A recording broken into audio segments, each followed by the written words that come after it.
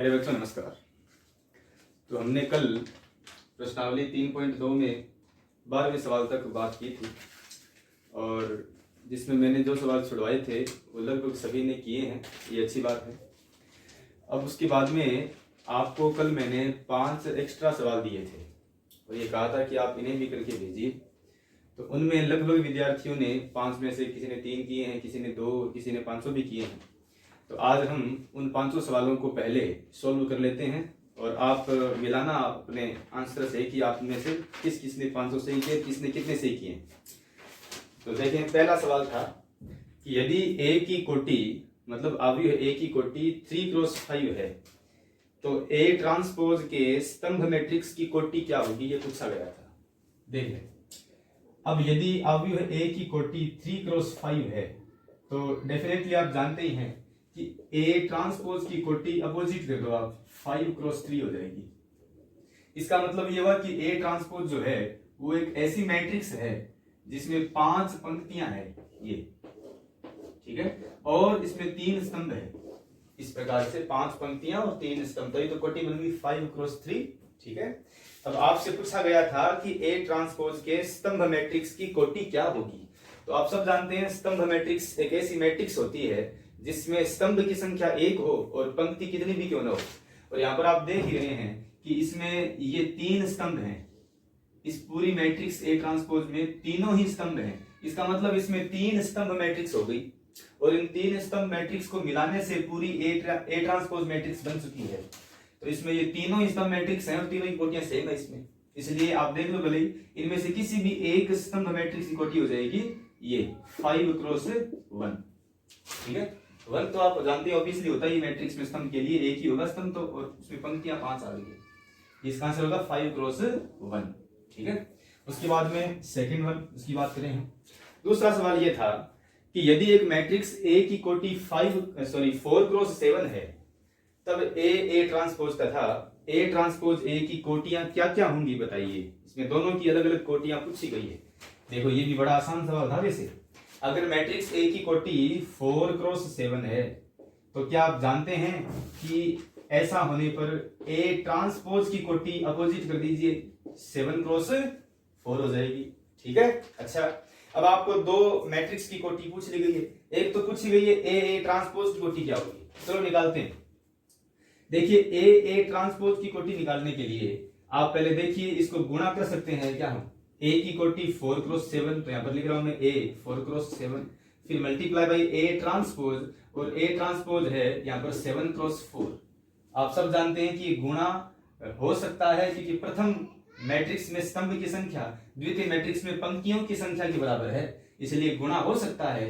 और आप सब जानते हैं कि गुणा करने के बाद में जो रिजल्ट मैट्रिक्स बनती है ए ट्रांसपोज, उसकी एक रिजल्ट कोटि जो बच गए हैं वो 4x4 आ जाएगा। ये इसमें ए ट्रांसपोज की कोटि है। अब आपसे एक और पूछ लिया ए ट्रांसपोज ए की कोटि, वो भी देख लीजिए आप, तथा ए ट्रांसपोज ए की कोटि। तो ए ट्रांसपोज पहले लिखना चाहिए 7x4 और ए बाद में है तो 4x7। यहाँ पर भी 4 और 4 बराबर हैं, तो इसकी कोटि आप देख लीजिए क्या बच गया, वो बच गया है 7x7। तो इसकी कोटि आ जाएगी 7x7। ये सवाल लगभग सबके सही थे, आसान सवाल था ये, ठीक है। तीसरा सवाल देखें, इसमें ये पूछा गया, दिया गया था पहले तो कि एक अवयव में कुल 10 अवयव हैं और बाद में पूछा ये गया था तो क्या इसकी किसी एक पंक्ति या स्तंभ में 4 अवयव हो सकते हैं क्या, ये जानकारी पूछी गई थी। चलो जांच लेते हैं कि हो सकते हैं कि नहीं हो सकते हैं। देख ले, इसका जांचने का तरीका एक निश्चित है, बस उसके हिसाब से आप हर सवाल कर सकते हैं इस प्रकार का। यदि किसी अवयव में कुल अवयव 10 हों तो आप सब जानते हैं कि इसकी कोटियां ऐसे गुणनखंड होंगी जिनका गुणा 10 हो जाए। सब जानते हैं कोटि का उत्तर होती है एलिमेंट की संख्या। जैसे यहां पर अगर इसकी कोटि 3x5 है तो 3 × 5 15, ये इसके एलिमेंट की संख्या आ गई। ऐसे यदि एलिमेंट की संख्या 10 है इसका मतलब इसकी कोटि आप खुद निर्माण कर लो, जैसे 1x10, जैसे 10x1, जैसे 2x5 है ना, जैसे 5x2, और कुछ बनेगा नहीं। इसका मतलब अगर एलिमेंट की संख्या 10 है तो ये 4 प्रकार के मैट्रिक्स संभव हैं, 5वां कोई मैट्रिक्स पॉसिबल नहीं है। और आप देख भी सकते हैं इन चारों मैट्रिक्स में ही कहीं पर भी 4 नहीं है, इसका मतलब ये संभव नहीं है कि एक पंक्ति या एक स्तंभ में 4 अवयव हों। वास्तव में ये यहां से आप देख लीजिए ना, 1 क्रॉस 10 का मतलब क्या है, एक पंक्ति और 10 स्तंभ। इसका मतलब ये हुआ कि एक पंक्ति में 10 अवयव आ सकते हैं। इसका मतलब ये होता है। वैसे यहां पर 2 क्रॉस 5 का मतलब क्या हुआ, 2 पंक्ति हैं और 5 स्तंभ हैं। इसका मतलब ये हुआ कि एक पंक्ति में 5 एलिमेंट भी आ सकते हैं।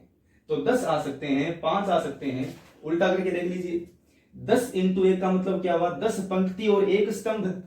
इसका मतलब एक पंक्ति में 1 एलिमेंट भी आ सकता है। और इसका उल्टा क्या होगा, 5 क्रॉस 2 का 5 पंक्ति 2 स्तंभ। इसका मतलब एक पंक्ति में 2 एलिमेंट भी आ सकते हैं। तो इसमें आप देख लीजिए क्या क्या पॉसिबिलिटी आ रही है। एक पंक्ति अथवा एक स्तंभ, दोनों में की बात कर रहा हूं मैं। एक एलिमेंट हो सकता है, 2 हो सकता है, 5 हो सकते हैं और 10 हो सकते हैं, लेकिन 4 नहीं हो सकता, 3 भी नहीं हो सकता है, 7 भी नहीं होगा, 8 भी और 9 भी नहीं होगा। क्या होंगे, सिर्फ ये 4 एलिमेंट होंगे, 1, 2, 5 और 10। ठीक है, हाँ। तो इसमें उत्तर होगा कि नहीं है, और कारण आप समझ रहे हैं कि क्यों नहीं है। इसके बाद में चौथा सवाल, ये चौथा सवाल लगभग विद्यार्थियों ने या तो अटेम्प्ट नहीं किया है और या इसमें मतलब ट्राई करके बीच में छोड़ दिया। ऐसा कुछ 2-3 विद्यार्थियों ने इसको पूरा किया है, ढंग से किया है। चौथे सवाल में ये था कि यदि मैट्रिक्स A बराबर 2 0 0 0 हो तो A की घात 50, A की पावर 50 का आपको पूछा गया था कि क्या मान होगा। ये आप जरा समझिए, काफी बढ़िया सवाल है। वैसे ये सवाल जो है ये सिद्ध कर सकते हैं हम गणितीय आगमन सिद्धांत से भी, लेकिन हम सिद्ध नहीं करेंगे, हम इसको केवल ट्रिक वाइज सॉल्व करेंगे बस। देखें, मैट्रिक्स A बराबर ये है 2 फिर 3 टाइम्स 0, जो कि आप जानते हैं 2 क्रॉस 2 का मैट्रिक्स है ये। ठीक है, आपसे पूछा ये गया था ना कि A पावर 50 का मान क्या होगा, और 50 ही क्यों, A पावर x, जहां पर x कुछ भी क्यों ना हो, कुछ भी मतलब नेचुरल नंबर होना चाहिए, वो कुछ भी n क्यों ना हो, इसका मान आप निकाल पाओगे कैसे, जरा देखिए। यहीं से ही आप पहले एक दो गुणा करके देख लो पहले तो। जैसे a स्क्वायर का मान निकाल लो, है ना, ये होगा 2 0 0 0। ठीक है, फिर मल्टीप्लाई बाय अगेन 2 0 0 0। अच्छा, गुणा करने का सिद्धांत तो सब जान ही गए। गुणा कैसे किया जाता है, पहले मैट्रिक्स की पंक्ति और दूसरे मैट्रिक्स का स्तंभ और संगत एलिमेंट गुणा होते हैं। तो इसको उठाओ, इसके ऊपर रखो, तो 2 से 2 गुणा हो गया, यहाँ पर आ जाएगा 2 की घात 2, और बाद में इसको इसकी गुणा करो तो यहाँ पर 0 आएगा। फिर इससे कोई भी गुणा कर लो, 0 0 आएगा, गुणा करके देख लो पहले। ठीक है, उसके बाद में इसी प्रकार a पावर 3, इसका मतलब क्या होता है, a स्क्वायर गुणा a, है ना। 3 का मतलब पावर 2 इंटू पावर 1, और a स्क्वायर का मान आप निकाल ही सकते हैं, 2 स्क्वायर 0 0 0 मल्टीप्लाई बाई a मतलब ये 2 0 0 0, और इसे गुणा कर लीजिए आप। प्रथम पंक्ति और प्रथम स्तंभ से गुणा करने पर देखो 2 की घात 2 से 2 की घात 1 गुणा होगा, तो यहाँ पर तो पावर इंक्रीज हो रही है, 2 पावर 3 हो जाएगी। क्या बाकी सब 0 हो रहे हैं क्या, इससे भी 0, इससे भी 0, तो बाकी सब बचे हुए एलिमेंट 0 आ जाएंगे। इसका मतलब इन शॉर्ट आप खुद समझ जाइए कि a की घात यदि 50 पूछी जाए तो इसका मान है ये 2 की घात 50 0 0 0। एकदम सीधा सा है, इसमें कोई ज्यादा माथापच्ची वाला काम नहीं है। और आपको ये नहीं कहा गया था कि सिद्ध कीजिए कि ये होगा, ये ऐसा कुछ नहीं, बस आपको इसके उत्तर तक पहुंचना था, तो ये हो गया। ठीक है, इसके बाद में 5वां सवाल, ये अच्छा सवाल था और काफी ट्रिकी भी सवाल था ये। इसमें पूछा यह गया था कि आव्यूह है x की कोटि क्या होगी यदि a b c x y के मान कुछ इस प्रकार से वेरी करते हैं। जरा इसको भी आप देख लें, समझने का प्रयास करना। 5वें सवाल में पहली बात तो जो दिए हैं उसको मैं एक बार लिख दूं एज सेम। तो a की आव्यूह a की कोटि 2 क्रॉस 3 है, फिर मल्टीप्लाई बाई यहाँ पर आव्यूह b की कोटि 3 क्रॉस 8 है ना। फिर आव्यूह c जो है इसकी कोटि 8 क्रॉस 9 है, is equals to x multiply by y, और y की कोटि 3 क्रॉस ये 9 है। आपसे ये पूछा गया है कि यहाँ पर जो x है ना, ये आपको दिख रहा होगा x, इसकी कोटि गायब है यहाँ पर। तो आपसे पूछा है कि यहाँ पर x की कोटि क्या होनी चाहिए, ये आपसे पूछ लिया गया है। चलो, आप जानते हैं कि यदि बीच में समानता का चिन्ह है तो समानता से ये सिद्ध होता है कि 2 चीजें हमेशा लागू होती है समानता में। एक तो दोनों ओर के अवयवों में कोटियां समान होंगी, और दूसरा दोनों ओर के अवयवों में संगत एलिमेंट भी समान होंगे। तो यहाँ पर हम कोटियों से मतलब हमें कोटि निकाल लीजिए, एलिमेंट दिए भी नहीं है। आप देख लो, पहले अगर आप ए और बी को गुणा करते हैं तो ए और बी को गुणा करने पर गुणा हो सकता है क्योंकि इसमें ये 3 और 3 बराबर आ गए, और गुणा करने के बाद में जो रिजल्ट आएगा ना ए बी का, उस रिजल्ट की मैट्रिक्स क्या बने, उस रिजल्ट की कोटि क्या बनेगी, वो बनेगी 2 क्रॉस 8। तो इसकी कोटि आप खुद पहले अनुमान लगा लो, ए इंटू बी का रिजल्ट जो भी होगा, मान लो वो ए बी ही है, तो उसकी कोटि डेफिनेटली 2 क्रॉस 8 ही बनेगी।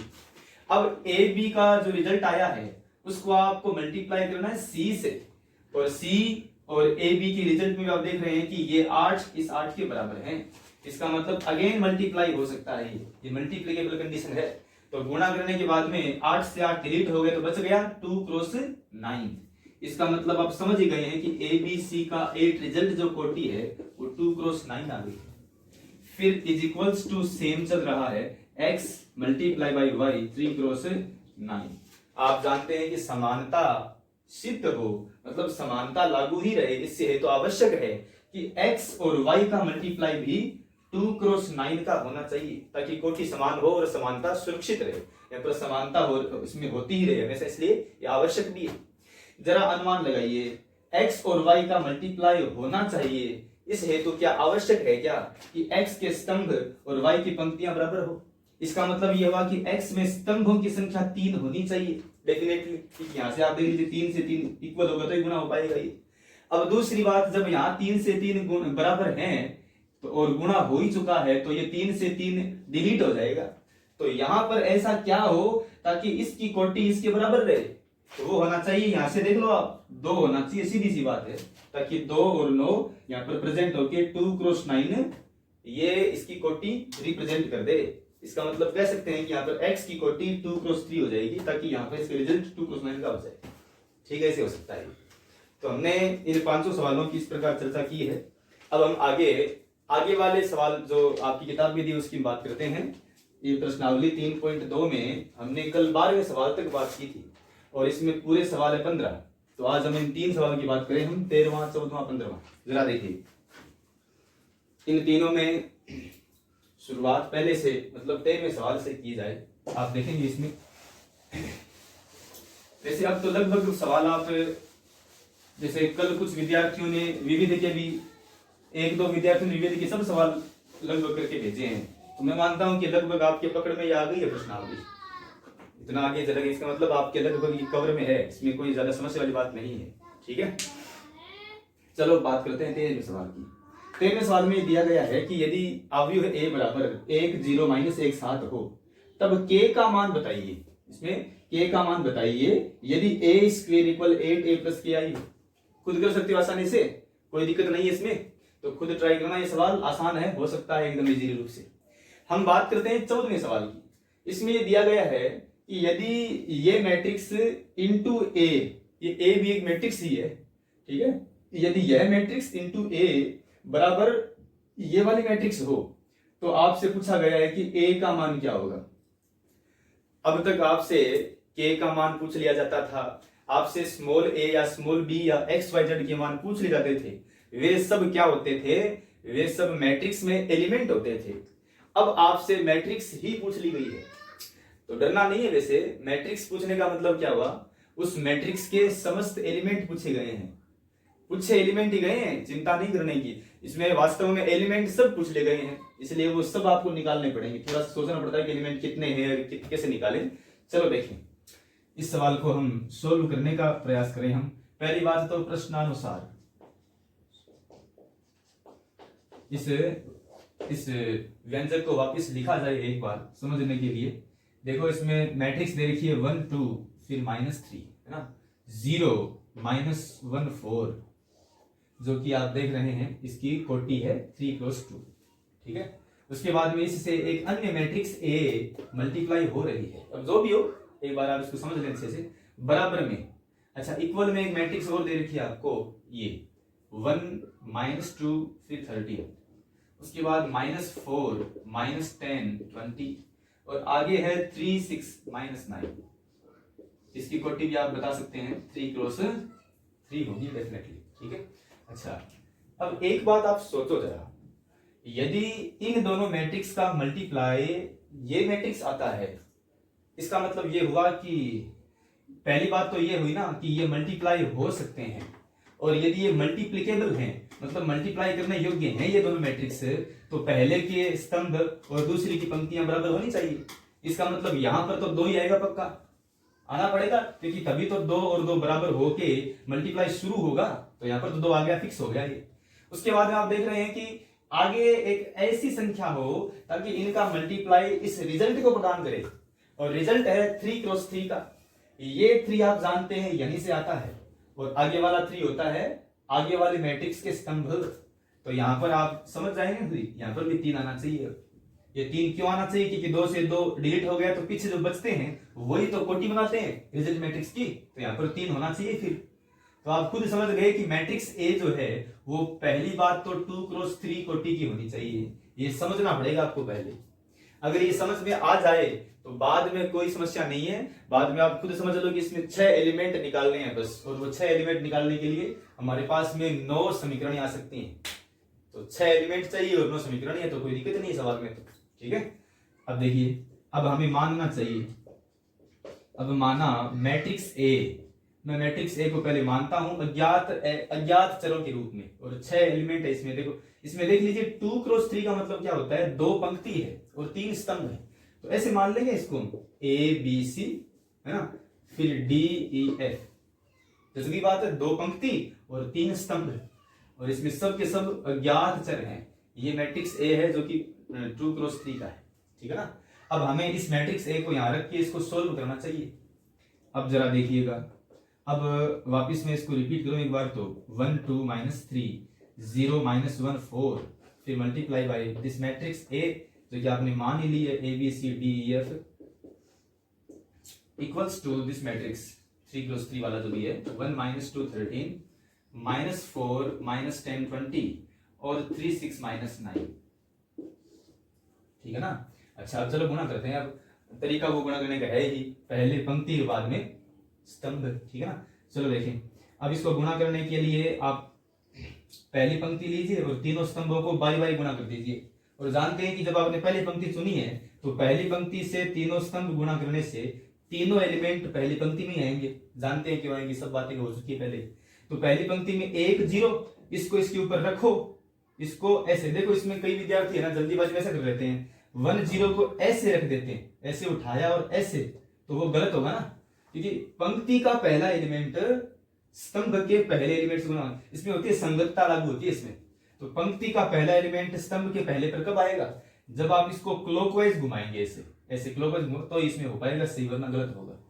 तो ऐसे उठा के ऐसे रखा, तो 1 से तो 1 गुणा हो गया, 0 से डी, मतलब डी हट गया, सिर्फ ए बच गया। इसका मतलब यहाँ पर ए आ गया, ठीक है ना। फिर इसको इसके ऊपर रखने से यहाँ पर आ जाएगा बी, यहाँ पर रखने से आएगा सी। पहली पंक्ति तैयार हो गई। उसके बाद में आप देख लीजिए दूसरी पंक्ति के लिए 2 और -1 को इसके ऊपर रख दो, तो बनेगा 2a -d, ठीक है ना। इसके ऊपर रखने से बनेगा 2b -e और 2c -f, ठीक है। अब हालांकि सवाल तो इससे इतने से हो जाएगा, तीसरी पंक्ति जरूरत नहीं है कोई, लेकिन लिख लो ताकि थोड़ा सा सवाल अच्छा लगे। इसके ऊपर रखने से बनेगा -3a + 4d, ये बनेगा -3b + 4e -3c + 4f is equals to, ये जो है इसके इक्वल है यहाँ पर 1 -2 13 -4 -10 20 3 6 -9। अब एक सीधी सी बात आप जानते हैं कि समानता से संगत अवयवों की तुलना की जा सकती है।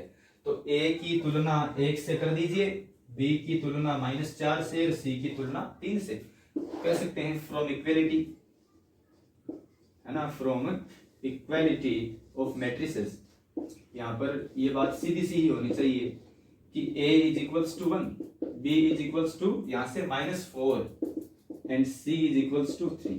ये 3 मान तो आ गए। अब बाकी बच गए 3 मान। उसके लिए आपके पास में 2 चांस हैं, या तो ये पंक्ति उठाओ तुलना कर लो, या ये पंक्ति उठाओ तुलना कर लो। हम इसको इससे काम चलाएंगे, इजी पड़ेगी इससे, ठीक है। तथा इसके बाद में 4a -d का मान -2 है ना। ये 2a है, ये 2a -d is equals to -2। तो यहां से a का मान रखो 1 और पक्षांतरण से d का मान निकाल लो। तो ये बनेगा 2 माइनस डी बराबर -2। पक्षांतरण से डी का मान आ जाएगा 4। ये भी आसान सही था वैसे। उसके बाद में ई के मान के लिए इसको चुन लीजिए। देख सकते हैं 2b minus E is equals to -10। यहां से इसका मान -10 है। तो यहां से आप देख रहे हैं कि b का मान रखो पहले -4। अच्छा, b के मान -4 को रखने से बनेगा -8 minus E is equals to -10। और पक्षांतरण से आप देख रहे हैं कि e का मान आ जाएगा 2, है ना, माइनस का प्लस का 10 और 10 माइनस 8 2, तो b का मान 2 आ गया। उसके बाद निकालते हैं f का मान। f का मान निकालने के लिए 2c माइनस f इक्वल 6। इससे देख लीजिए 2c minus f equal 6। c का मान 3 रखने से बनेगा 6, है ना, माइनस f इक्वल 6 और यहाँ से f का मान 0 आ जाएगा। ये 6 मान आ गए हैं। लास्ट में कह सकते हैं कि मैट्रिक्स ए ये हो जाएगी।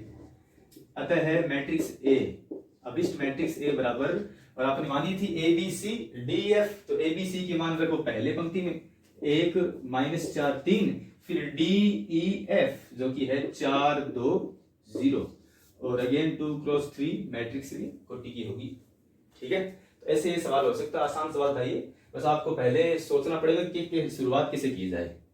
ठीक है, आगे बात करते हैं 15वें सवाल की। इसमें आपको ये स्पष्ट दिया गया है कि matrix A is equals to cos alpha sine alpha minus sine और कोस एल्फा ये हो, तो आपसे कहा गया है कि सिद्ध कीजिए इसी मैट्रिक्स में यदि पावर n की जाए।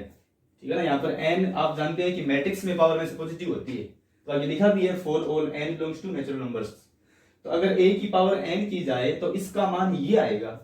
हमें इस बात को वेरीफाई करना है यहाँ पर। तो इस प्रकार की कंडीशंस को वेरीफाई कैसे करें हम, इसमें कोई तरीका है क्या? देखें, आपने 11th क्लास में ये सब बातें सीखी हैं। एक बात पर गौर कीजिए, आप यहाँ पर आपको गौर करना चाहिए इस स्टेटमेंट पर, n belongs to natural number. और यहाँ पर n क्या एक प्रकार से स्टेप नहीं है क्या, कथन का क्रमांक नहीं है क्या? ये n का मान 1 हो तो पहला कथन, है ना, n का मान 2 हो तो दूसरा कथन। कथन का मतलब स्टेप, पद। तो अगर ये n belongs to natural number है तो क्या ये गणितीय आगमन सिद्धांत की तरह नहीं हो सकता? यदि यहाँ पर n belongs to suppose r होता, मतलब रियल नंबर होता, तो ये तरीका काम नहीं करता यहाँ पर, क्योंकि ये तरीका केवल बना है नेचुरल नंबर के लिए। लेकिन हमारे लिए बढ़िया बात ये भी है कि यहाँ पर n belongs to natural number दे रखा है सवाल में। इसका मतलब ये सवाल सबसे इजी स्टेप, सबसे इजी मेथड है गणितीय आगमन सिद्धांत। इससे ये सवाल हो सकता है। मैं दोबारा कह दूं, यदि यहाँ पर n belongs to capital N नहीं दिया होता ना, तो ये तरीका यहाँ पर हम नहीं लगा सकते थे। ये दिया हो तो ही आप इसकी तरफ बढ़िए, वरना कुछ और सोचना पड़ता आपको। ठीक है, चलो यहाँ पर दिया तो लगाते हैं इसमें गणितीय आगमन सिद्धांत। मुझे आशा है कि आपको अभी तक याद होगी सब बातें। इसमें 3 कथन, इसमें 3 स्टेप्स होते हैं, है ना। पहला तो होता है मूल चरण, जिसमें हम n बराबर कोई ज्ञात मान पर, और ज्ञात मान पर 1 भी हो सकता है, 2 भी हो सकता है, 50 भी हो सकता है, कुछ भी हो सकता है। ज्ञात मान पर हम कथन को जांचते हैं। पहले किसको जांचते हैं? उसको जांचते हैं जो सिद्ध करना है हमें। जो दिया है वो नहीं, जो सिद्ध क्या करना है हमें? सिद्ध हमें करना है ये वाला स्टेप। ये नहीं करना है, तो दिया गया है तो इसको छोड़ेंगे, इसकी तरफ बात चलेंगे हम अभी, है ना। तो मूल चरण में क्या करते हैं? n इक्वल ज्ञात पर हम जांचते हैं। यदि जांचने पर वो सही पाया गया तो आगे है आगमन चरण। उस आगमन चरण में हम क्या करते हैं? उसमें हम n इक्वल कोई अज्ञात लेकिन कोई निश्चित चर k पर हम कथन को सत्य मानते हैं। मैं दोबारा कह दूं, दूसरे चरण आगमन चरण में हम n इक्वल कोई अज्ञात चर है लेकिन है ये निश्चित, उस k पर हम कथन को सत्य मान लेते हैं। और तीसरा है और अंतिम है निष्कर्ष चरण। उसमें हम n इक्वल k पर यदि सत्य माना जाए तो n इक्वल k प्लस 1 पर भी उसको सत्यता की जांच की जाती है। सत्य करना नहीं, जांचते हैं सत्य। और यदि वहां पर ये जांचने पर सत्य पाया गया तो हम कहते हैं कि हाँ, यह कथन all over belongs to n सत्य होगा। ये इसका एक मैकेनिज्म है। चलो हम इसको समझते हैं। शुरुआत करते हैं मूल चरण से। जरा देखिएगा, पहली बात तो दिया गया है या दिया गया कथन, इसको मैं एक बार दोबारा लिख दूं। दिया गया कथन यहां से आप देख ही रहे होंगे। कथन ये है a power n is equals to और कोस n एल्फा फिर है आगे साइन एन अल्फा, फिर minus of sine N alpha cos N alpha. इस स्टेटमेंट को हमें आगे जांचना है। चलो जांचने लगाते हैं गणितीय आगमन सिद्धांत, गणितीय आगमन सिद्धांत से।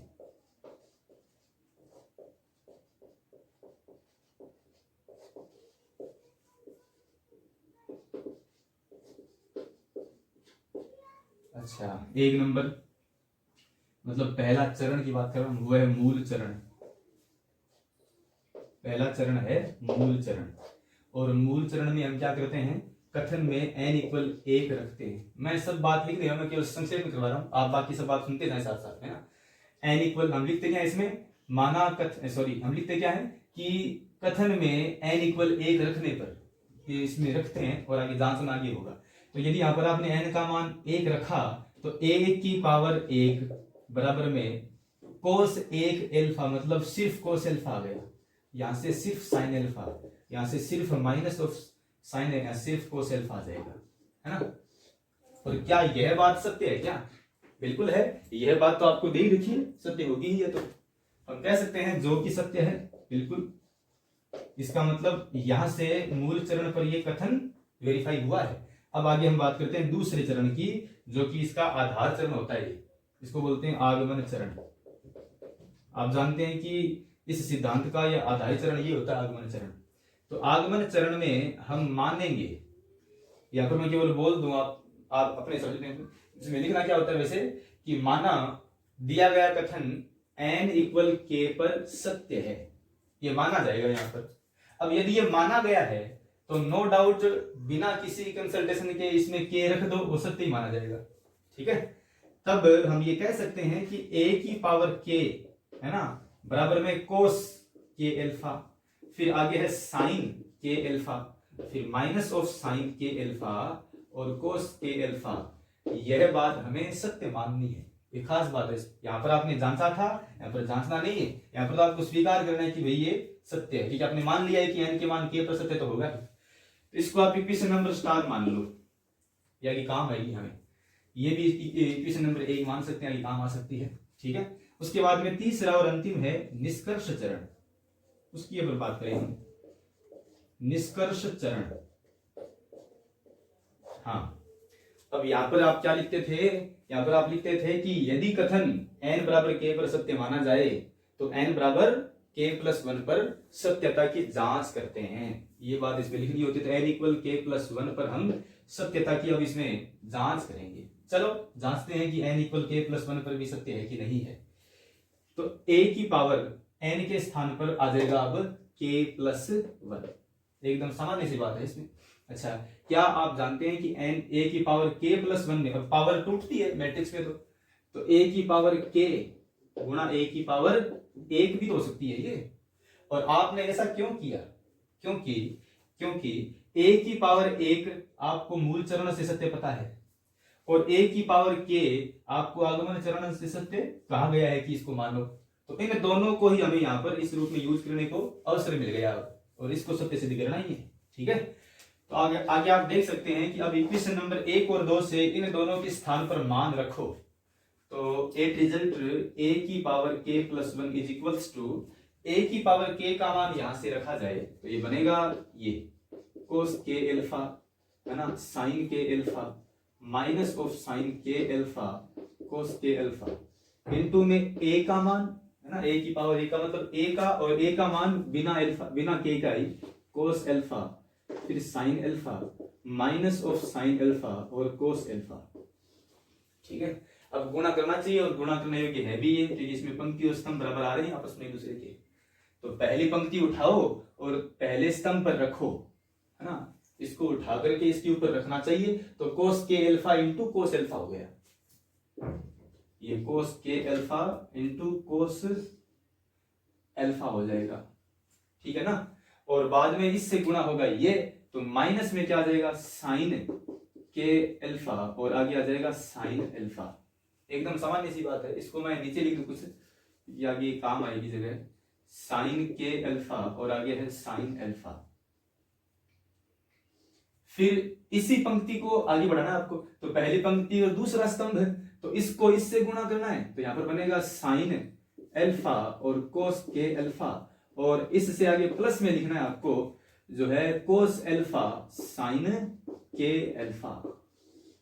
ठीक है, फिर है बारी दूसरी पंक्ति की, तो दूसरी पंक्ति इंटू पहला स्तंभ, ये बनेगा माइनस में साइन के अल्फा और इंटू में कोस अल्फा, फिर इससे इसे गुणा में बनेंगे माइनस का वापिस साइन अल्फा और कोस के अल्फा। ठीक है, और फिर बारी है लास्ट में इनकी गुणा करने की, बनेगा ऐसे माइनस में बनेगा ये साइन के अल्फा, फिर आगे आया साइन अल्फा वापिस, और आगे प्लस में है कोस के अल्फा और कोस अल्फा। ठीक है, अब ये गुणा आप दोबारा करके देखना, मैं सब सही है, इसमें कोई दिक्कत नहीं होगी। अब लास्ट में देखेंगे इसको एक और रूप में लिखा जा सकता है। अब कैसे, जैसे आपने कल एक सूत्र यूज, दो सूत्र यूज किए थे, बस सेम बात वापस रिपीट कर रहा हूं मैं, यहाँ पर आप खुद समझ जाइए। Cos K alpha into cos alpha minus sine K alpha into sine alpha में अगर हम के अल्फा को ए मान लें और सिर्फ अल्फा को बी मान लें, तो क्या ये कोस ए कोस बी है ना, माइनस में साइन ए साइन बी नहीं है क्या, और ये होता है कोस, अब इसमें देख लो आप, कोस ए कोस बी माइनस साइन ए साइन बी होता है कोस ए प्लस बी, तो यहां से बन सकता है कोस ए प्लस बी, ए का मतलब यहां से के अल्फा है और बी का मतलब अल्फा है, हमने पहले बात की थी इसकी। इसका सूत्र बना हुआ साइन ए कोस बी प्लस कोस ए साइन बी है, तो क्या ये साइन ए प्लस बी होता है, बिल्कुल साइन ए प्लस बी आ जाएगा, ऐसे तो इसमें निर्मित हो रहा है सवाल। इसके बाद में इसके ऊपर ध्यान दीजिएगा, इसमें दोनों स्टेप में माइनस का चिन्ह है, इसलिए माइनस तो बाहर ही ले लो, कॉमन ले लो आप माइनस, तो सब स्टेप बन गए प्लस के, और प्लस के बनती क्या बन गए, ये बन गया साइन ए कोस बी प्लस कोस ए साइन बी, ये होता है साइन ए प्लस बी वापिस के अल्फा प्लस अल्फा, और यहाँ पर आप देख रहे हैं कि कोस ए कोस बी माइनस साइन ए साइन बी, आगे भी हो सकता है, कोई दिक्कत नहीं इसमें, तो इसका मान वापिस आएगा कोस ए प्लस बी मतलब के अल्फा प्लस अल्फा। और अगर आप लास्ट में देखें तो इसका ये निरूपण भी सही है कि ये कोण ही तो एक प्रकार का, इस कोण में से अगर आपने अल्फा कॉमन लिया तो क्या ये ऐसा बन गया, क्या कोण में बन गया ये के प्लस वन अल्फा बाहर कॉमन है, कोण में से अल्फा बाहर कॉमन, अभी पूरा है तो कोण ही, पर कोण में आपने अल्फा बाहर ले लिया, छोटा इसको छोटा कर दिया आपने। अब यहां से भी ये साइन ब्रैकेट में आएगा के प्लस वन अल्फा, ठीक है, और यहां से माइनस तो है ही, और आगे साइन वापिस जो है के प्लस वन अल्फा, और यहां से कोस के प्लस वन अल्फा, और ये सवाल चल रहा था ए की घात के प्लस वन के लिए। क्या आप समझ रहे हैं, यदि ए की घात n हो तो यहाँ पर n आता है, और अब यहाँ पर आपने क्या प्राप्त कर लिया है, यदि ए की घात k प्लस वन हो तो यहाँ पर अब क्या आता है, k प्लस वन आता है। इसका मतलब यह स्टेटमेंट जिस प्रकार a की घात k के लिए सत्य माना गया था, उसी प्रकार a की घात k प्लस वन के लिए सत्य आ गया है, ये प्राप्त हुए सत्य प्राप्त हो चुका है। इसका मतलब कह सकते हैं for all n belongs to natural number सत्य होगा। इसको इस प्रकार से आप जांच सकते हैं, सत्य सिद्ध कर सकते हैं। तो काफी इजी सवाल था ये, इसमें कोई दिक्कत थोड़ी है। तो इस प्रकार हमने प्रश्नावली 3.2 के सभी सवाल पूरे किए हैं। अब हम आगे बात करते हैं, कुछ अन्य महत्वपूर्ण प्रश्न दे रहा हूं आपको, ये भी आपको जल्दी जल्दी करने हैं, ठीक है। जैसे पहला प्रश्न है कि मैट्रिक्स A इक्वल aij 2 का निर्माण कीजिए यदि इसका व्यापक अवयव aij इक्वल i माइनस जे का मापांक बट्टे i प्लस जे का मापांक हो, ठीक है। दूसरा प्रश्न है कि यदि अवयव है ये वाला सममित हो तो x का मान बताइए क्या होगा। तीसरा सवाल है कि यदि अवयव है ये वाला विषम सममित हो तो इसमें a b c d इन चारों के अलग अलग मान बताइए क्या क्या होंगे। उसके बाद में चौथा सवाल है कि सममित अवयव है कौन सा नहीं है, इनमें सममित अवयव नहीं है, मतलब कौन सा ऐसा है जो सममित अवयव नहीं है। विकर्ण अवयव है, इकाई अवयव है, त्रिभुजाकार और अदिश अवयव में सममित अवयव कौन सा नहीं हो बताना आपको। पांचवा सवाल है कि यदि अवयव है a बराबर aij 4x4 का निर्माण कीजिए यदि इसका व्यापक अवयव ये हो aij इक्वल aij का मान 0 होगा जब i का मान j प्लस 1 से बड़ा हो, और aij का मान 1 होगा जब i का मान j प्लस 1 से छोटा या बराबर हो। उसके बाद छठा सवाल है कि यदि किसी अवयव है a बराबर aij 3x3 में इसका व्यापक अवयव aij equal i plus j बटा 2 होगा यदि i का मान j के बराबर नहीं है, और i माइनस j बटा 2 होगा यदि i का मान j के बराबर है। तो आपसे पूछा गया है कि तब इस अवयव का ही अनुरेख, आपने सीखा है क्या होता है अनुरेख, है ना, अनुरेख ज्ञात कीजिए। ये अनुरेख बताओ क्या होगा, और उसके 4 ऑप्शंस हैं। क्या अनुरेख 0 होगा, क्या क्या 3 होगा, क्या 9/2 होगा, और क्या कोई भी नहीं होगा, नन ऑफ दीज। ठीक है, तो इनको आप अच्छे से करेंगे ऐसा मुझे आशा है आपसे।